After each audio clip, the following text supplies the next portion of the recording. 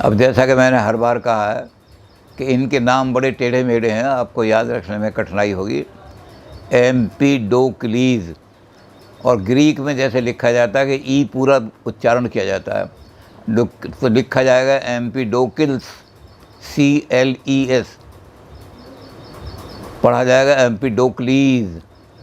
तो इन्होंने कहा कि परम सत्य जो है, अब तक हमारे आदमियों ने जिन्होंने देखा, पहले थेलीज ने देखा था तो पानी में उसको दिखाया परम सत्य। उसके बाद दूसरा आदमी आया, एनेक्सिमीनेस आए, तो उन्हें एयर दिखाई दी, इनको फायर दिखाई दी। एनेक्सिमीनेस आए, उन्हें लगा इनडिटर्मिनेट कोई चीज़ है। तो 4 तत्व हैं, चारों तत्वों का वर्णन 4 आदमियों ने किया है। तो एम्पीडोक्लीज जो है सबको मिलाना चाहते हैं। एम्पीडोक्लीज ने कहा कि चारों थिंकर्स ने बात की अपनी अपनी, लेकिन कोई आदमी भी अंत तक फाइनली एक्सप्लेन नहीं कर पाया, क्योंकि किसी एक तत्व से ये दुनिया नहीं बनी। यूनिवर्स को बनाने वाला एक तत्व नहीं हो सकता। तो उसने कहा कि दुनिया को बनाने वाले 4 तत्व हैं, ये चारों मिल जाते हैं जब तो दुनिया बन जाती है, अलग अलग रहते हैं तो दुनिया नहीं बनती। अब जब चारों तत्व आ जाएंगे तो उन्होंने कहा जब ये चारों तत्व आ जाएंगे तो होगा कि तत्व तो अपने आप में अपरिवर्तनशील हैं। एयर है, अपरिवर्तनशील है, लेकिन जब ये मिलती है वाटर के साथ तो परिवर्तन आता है, कुछ नई चीज़ पैदा हो जाती है। तो इनके मेल से, इनके आपस में मिलने से परिवर्तन परिणामी हो जाते हैं इनकी चीज़ों में। तो उन्होंने कहा कि जो परिवर्तन हैं वो पैदा होते हैं कॉम्प्लेक्स जब तक सिंपल रहते हैं वो, तब तक उसमें कोई परिवर्तन नहीं होता। सारे के सारे बिल्कुल परमानेंट हैं, शाश्वत हैं, बदल ही नहीं सकते। और जब ये मिल कर के एक साथ काम करते हैं, मिलने के सिद्धांत इन्होंने दिए। एम्पीडोक्लीज ने मिलने के सिद्धांत दिए 2। उन्होंने कहा दुनिया के अंदर 2 ही सिद्धांत हैं जिनके कारण से सारे तत्व काम कर रहे हैं। हर एक तत्व शाश्वत है, लेकिन जब मिलने का काम करता है तो एक से मिला तो बदल गया थोड़ा सा रूप उसमें। तो उन्होंने कहा इसको मिलाने वाला कौन है? तो उन्होंने कहा ये तत्व हैं, इनके अंदर ही शक्ति है मूवमेंट की, परिवर्तन की शक्ति तो है, परिवर्तन होंगे जब किसी दूसरे। तो उसको इन्होंने नाम दिया लव एंड हेट। प्रेम और वियोग ये संसार को चला रहे हैं। चारों तत्व इस तरह मिलते हैं। चारों तत्वों में जब प्रेम होता है तो ये अट्रैक्ट करके एक दूसरे के साथ आ जाते हैं, और जब वियोग होता है तो एक दूसरे से हट जाते हैं सारे के सारे। तो ये जो अट्रैक्शन का सिद्धांत दिया है, बाद में जाके न्यूटन ने इसी को बना दिया, ये हमारा ग्रेविटी का लॉ। नहीं तो सारे लोग ये मानते थे कि जो पृथ्वी है ये माँ की तरह से अपने बालक को खींचती है, प्रेम है, इसलिए हर चीज़ पृथ्वी की ओर।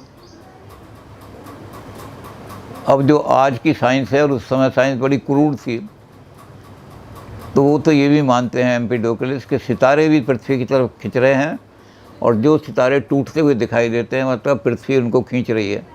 वो ये नहीं जानते थे कि वो सितारे नहीं है, वो उल्काएँ हैं, लेकिन उन्हें लगा कि कुछ तारे टूट करके भी तो पृथ्वी उनको प्यार से खींचती है, तो सितारे भी टूट के पृथ्वी की तरफ आ रहे हैं। हो सकता है कोई कभी चंद्रमा भी पृथ्वी के साथ आके मिल जाए इस लव से। ये लव जो है एक दूसरे को खींच रहा है खूब। और उन्होंने कहा दूसरा सिद्धांत है, अगर ये लव एक साथ सबको खींच ले तो सब एक जगह इकट्ठे हो जाएंगे, इतना विस्तार कैसे होगा? ये जो पृथ्वी में इतना विस्तार हो रहा है, सब चीज़ें बढ़ रही हैं, फैल रही हैं, तो उन्होंने कहा इसमें हेट भी है। जब समान पोल जो हैं एक साथ आ जाते हैं तो रिपल्स करते हैं। नॉर्थ पोल जब नॉर्थ पोल के साथ आ जाएगा तो रिपेल करेगा, और नॉर्थ पोल जब साउथ पोल के साथ आ गया तो मैग्नेट में वो खींच लेगा उसको। बिजली में भी जब AC की करंट और DC करंट में ऐसे चलेगी तो AC करंट खींचेगी और DC करंट फेंक देगी आपको दूर। तो ये सारे पोल जो हैं इस तरह से इनके अंदर चलता है कि एट्रैक्शन भी है इनके अंदर और रिपल्शन भी है। एट्रैक्शन और रिपल्शन से सारी दुनिया चल रही है। यही 2 फोर्सेस हैं, सारी दुनिया को खींचती हैं। तो इन फोर्सेस के आधार पर एम्पीडोक्लिस ने इस दुनिया को एक्सप्लेन करने की कोशिश की। उन्होंने कहा शुरू में जब प्रेम प्रधान था, सारी दुनिया में प्रेम का राज था, तो ये चारों चीज़ें मिलकर के एक जगह इकट्ठी थीं। बहुत बड़ा एक ऐसा गोला बना हुआ था, उस गोले के अंदर ये चारों चीज़ें, अग्नि, चारों तत्व जो हैं, अग्नि, वाटर, पृथ्वी, ये सारी की सारी चीज़ें मौजूद थीं। तो चारों एक जगह मौजूद थीं। जब चारों एक जगह मौजूद थीं तो वहाँ बहुत ज़्यादा तनाव पैदा हो गया। जगह एक दूसरे को खींच रहे हैं, और जब अब आपस में आके मिल गए तब भी एक दूसरे को खींचने की कोशिश कर रहे हैं और प्रेम में, तो क्या हुआ कि उन्होंने एक दूसरे को फिर रिपेल करना शुरू किया। तो दूसरी जो थी वो विग्रह की स्थिति आई। इस प्रेम में से विग्रह होना शुरू हुआ। ये विग्रह इनकम्प्लीट नहीं था, लेकिन इसके अंदर विग्रह का यानी वियोग का अंश जो है बढ़ना शुरू हुआ। तो हर एक जब अलग हो गया कि भाई अग्नि को मौका मिल गया, तो अग्नि ने अग्नि जैसी चीज़ें पैदा करनी शुरू की, पृथ्वी ने पृथ्वी जैसी चीज़ें पैदा। चारों तत्व जब अलग, अब तो पहले चारों इकट्ठे थे, अब जब अलग अलग हो गए तो पृथ्वी ने कहा भाई मैं इनसे अलग हो गई, तो और अपनी तरह की, तो ये अपनी अपनी तरह की जो चीज़ें पैदा करनी शुरू की, ये दूसरी स्टेज थी पैदा क्रिएशन ऑफ द वर्ल्ड की। और तीसरी स्टेज में क्या हुआ कि अब दोबारा इनके अंदर जो विग्रह था वो इनको दूर लेता चला गया। अब क्या हुआ कि जब ये सारी एक दूसरे से दूर होती चली गई, तो ये सारे में फैल तो गई भी सारे, लेकिन डिस्ट्रक्शन की स्थिति आ गई, विनाश की। पानी बिल्कुल पृथ्वी से दूर हो गया, तो पृथ्वी में सूखा पड़ गया, सारी चीज़ें नष्ट हो गई उसकी।